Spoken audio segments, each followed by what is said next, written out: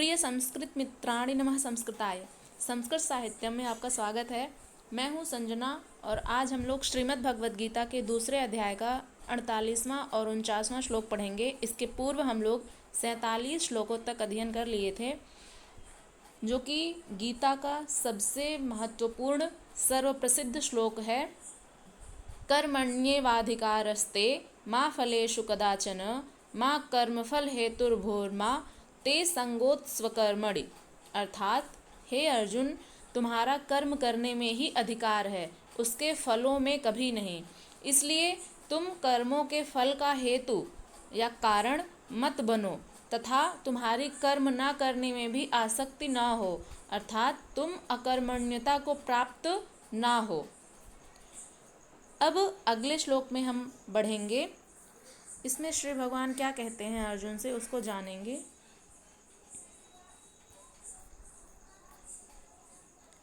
48वां श्लोक है, योगस्थः कुरु कर्माणि संगम त्यक्त्वा धनंजय सिद्ध सिद्धियो समो भूत्वा समत्वं योग उच्यते।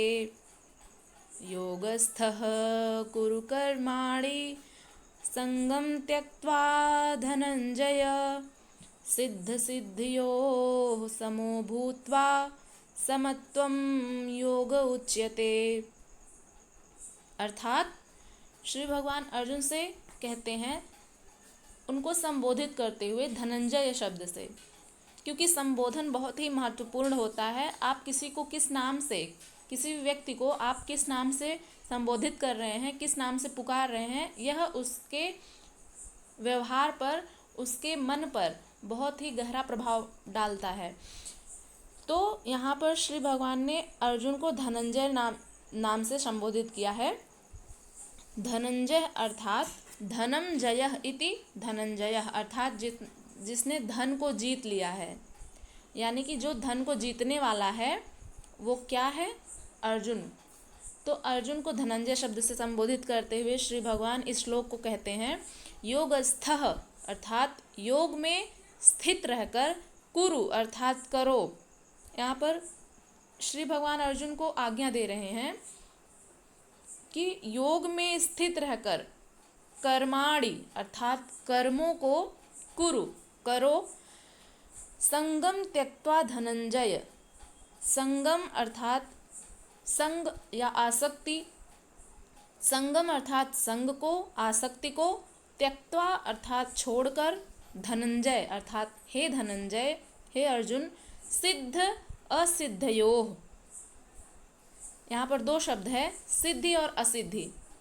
समो भूत्वा, सिद्धि और असिद्धि में समो भूत्वा समान होकर, भूत्वा अर्थात होकर, समो अर्थात समान, समत्वम योग उच्यते, समत्वम योग उच्यते। इस बात पर विशेष बल देते हैं श्री कृष्ण कि समत्वम योग उच्यते। योग किसे कहते हैं, तो योग कहलाता है जो समत्व है, जो समता है, समान रहने वाला, तो समत्व ही योग कहलाता है। ये रहा शब्दार्थ। अब इसकी व्याख्या देखते हैं। हे धनंजय, तुम आसक्ति को त्याग कर, संगम अर्थात आसक्ति, तुम आसक्ति को त्याग कर सिद्धि और असिद्धि में समो भूत्वा समान होकर या समान बुद्धि वाला होकर, योग में स्थित, योगस्थः योग में स्थित रहकर, कर्माणि कुरु अपने कर्तव्य को, अपने कर्म को करो। यहाँ पर अर्जुन का कर्तव्य क्या है, युद्ध करना। महाभारत के युद्ध का आरंभ हो चुका है, शंखनाद हो चुका है, दोनों सेनाएं एकत्रित हो गई हैं कुरुक्षेत्र में। अब बस युद्ध करने की देरी है, लेकिन अर्जुन इस समय अपने कर्म से पीछे हट रहे हैं। उनका कर्म है, उनका कर्तव्य है युद्ध करना। तो इसी को श्री भगवान अर्जुन से कहते हैं कि हे अर्जुन, योग में स्थित रहते हुए तुम अपने कर्तव्य का निर्वाहन करो, अपने कर्तव्य को करो। समो भूत्वा समत्वम योग उच्यते, समत्व ही योग कहलाता है। हे धनंजय, तुम आसक्ति को त्याग कर तथा सिद्धि और असिद्धि में समान बुद्धि वाला होकर योग में स्थित हुआ कर्तव्य कर्मों को करो, समत्व ही योग कहलाता है। ही अर्थात क्योंकि समत्व ही योग कहलाता है। अब अगले श्लोक की तरफ बढ़ते हैं। इसमें एक बात और समझ लेते हैं। श्री भगवान कहते हैं कि योगस्थः, पहले योग में स्थित हो, अर्थात तुम्हारी जो इंद्रियां हैं पहले तो तुम्हारे वश में हो। किसी भी कर्म को करने से पूर्व तुम्हारा जो मन है वो तुम्हारे नियंत्रण में रहे और तुम्हारी जो इंद्रियां हैं वो भी तुम्हारे नियंत्रण में रहे, अर्थात ये योगी की भांति। योगस्थ अर्थात योग में स्थित रहकर तुम्हारा मन भटके ना। इसके पूर्व जो हम लोग प्रथम अध्याय में पढ़े थे तो अर्जुन क्या कहते हैं कि मेरा मन जो है वो भ्रमित सा हो रहा है। तो इसी को समझाते हुए श्री भगवान कहते हैं कि पहले तुम योगस्थः बनो, फिर कर्माणि कुरु, फिर अपने कर्तव्य को करो। पहले तो अपने मन मस्तिष्क को एकाग्र करो, योग में स्थित करो, उसके बाद अपने कर्तव्य को करो। अब अगले श्लोक में बढ़ते हैं। अगला श्लोक है 49। दूरेण ह्यवरं कर्म बुद्धियोगात् धनंजय, बुद्धौ शरणम् अन्विच्छ कृपणाः फलहेतवः। दूरेण ह्यवरं कर्म बुद्धियोगात् धनंजय, बुद्धौ शरणम् अन्विच्छ कृपणाः फलहेतवः। दूरेण अर्थात दूर से ही, ह्यवरम अर्थात ही अवरम, इसका जब संधि विच्छेद करेंगे ह्यवरम का तो ही धन अवरम। ही अर्थात क्योंकि, अवरम अर्थात अधम, अधम जो होता है उसको अवर भी कहते हैं। वर अर्थात होता है श्रेष्ठ, जो महान है, और अवरम जो हो जाएगा वो अश्रेष्ठ हो जाएगा, यानी कि जो श्रेष्ठ नहीं है, जो अधम है, अवरम। इसी को कह रहे हैं कि ह्यवरम कर्म, क्योंकि ही माने क्योंकि जो अधम कर्म है, दूरेण अर्थात दूर से ही, बुद्धि योगात, बुद्धि योगात में पंचमी विभक्ति है, बुद्धि योग से, धनंजय अर्थात हे धनंजय, हे अर्जुन, जो अधम कर्म है उनको दूर से ही, बुद्धि और योग से, बुद्धौ शरणम अन्विच्छ। बुद्धौ अर्थात बुद्धि में, बुद्धौ में सप्तमी विभक्ति एक वचन है, बुद्धौ अर्थात बुद्धि में, शरणम अन्विच्छ, शरणम अर्थात शरण में या आश्रय लो, आश्रय को, अन्विच्छ अर्थात अनुगमन करना, अनुधन इच्छ, संधि विच्छेद होगा इसका, अन्विच्छ का, अनुधन इच्छ, लोट लकार मध्यम पुरुष एक वचन में है, इच्छ है जो, अनुधन इच्छ, इच्छ का रूप चलता है इच्छतु इच्छताम इच्छन्तु, इच्छ इच्छतम इच्छत, इच्छानि इच्छाव इच्छाम।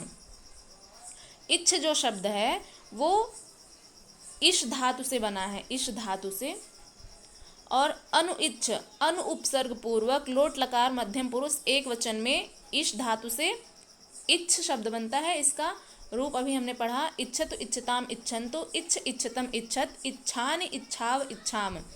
तो ये रहा अन्विच्छ अर्थात अनुगमन करना। कृपणाह अर्थात कृपण जो शब्द होता है, कृपण अर्थात अत्यंत दीन, कृपणाह अत्यंत दीन, फल हेतवः अर्थात फल के हेतु।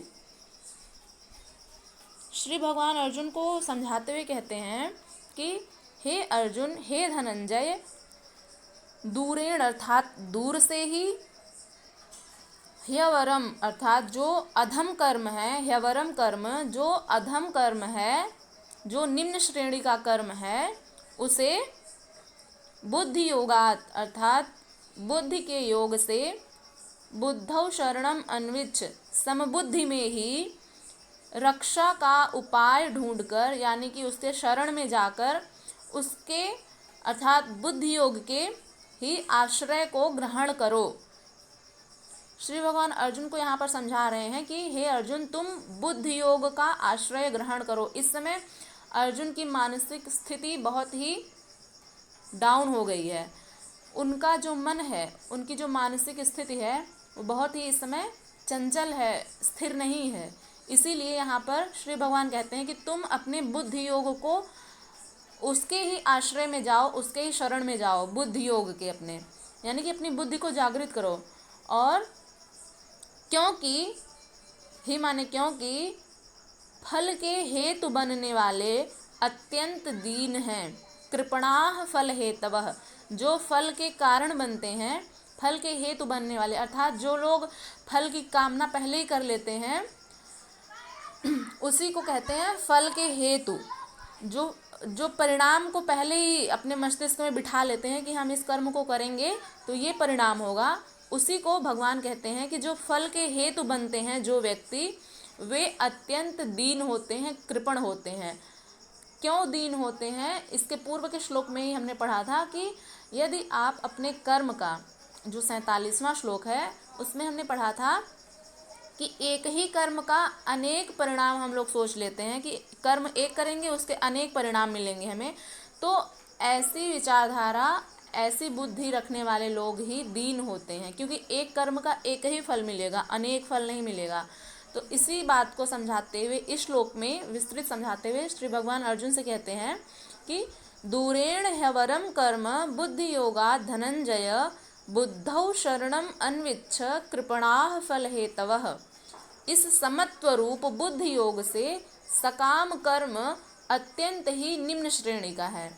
जो सकाम कर्म होते हैं, सकाम कर्म कौन होते हैं? स अर्थात सही, मतलब सहित, और काम अर्थात जो कामनाएं होती हैं, अर्थात कामनाओं के सहित जो हम कर्म करते हैं, यानी इच्छा मन में लिए हुए हैं और फिर उसके अकॉर्डिंग का अपना काम कर रहे हैं, यानी कि सकाम कर्म कर रहे हैं। एक होता है सकाम कर्म और एक होता है निष्काम कर्म।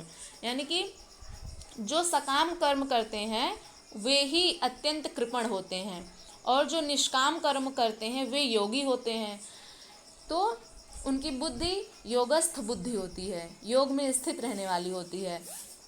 तो इसी को श्री भगवान कह रहे हैं कि जो सकाम कर्म है वे अत्यंत ही निम्न श्रेणी के होते हैं। आप अभी कर्म कर ही नहीं रहे हैं, पहले ही सोच लिए कि इसका परिणाम ये होगा, तो वो सकाम कर्म के अंतर्गत आ जाएगा। तो अगर आपको वैसा परिणाम नहीं मिला तो फिर तकलीफ़ किसको होगी? सबसे ज़्यादा आप ही को होगी। तो इसी को समझा रहे हैं श्री भगवान कि वे ही अत्यंत दुखी होते हैं जो अपने कर्मों का परिणाम पहले ही सोच लेते हैं। इसलिए सकाम कर्म नहीं करना चाहिए, निष्काम भाव से कर्म अपना करना चाहिए। जो भी काम है, जो भी अपना कार्य है, उसको निष्काम भाव से करना चाहिए। कर्म करते जाइए, उसका जो परिणाम है वो तो मिलेगा ही। बस ये भाव मन में रहना चाहिए कि उसका कभी ना कभी परिणाम मिलेगा। लेकिन पहले से ही ये विचारधारा अपना बना लेना, एक धारणा बना लेना कि हमें इस कर्म का यही परिणाम मिलेगा। ज़रूरी नहीं है कि आप अच्छा कर्म कर रहे हैं तो आपको अच्छा परिणाम मिल जाएगा, कभी कभी उसके विपरीत भी हो जाता है।